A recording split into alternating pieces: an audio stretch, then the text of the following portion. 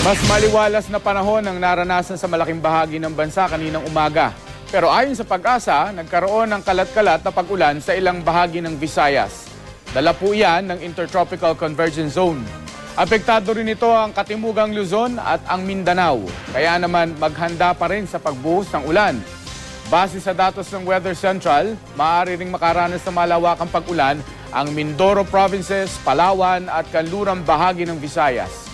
Mas malaki rin ang posibilidad ng pag-ulan sa gitnang bahagi ng Mindanao mamayang gabi. Bukas naman, magiging maulan sa ilang bahagi ng Luzon. Pati na rin sa Metro Manila, Tagaytay at Infanta, Quezon.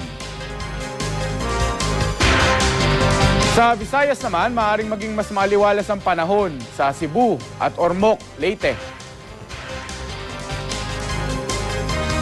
Posible namang maging maulan sa Gensan at Zamboanga sa Mindanao. Ano man ang panahon, magplano, magsiguro, makibalita sa GMA Weather.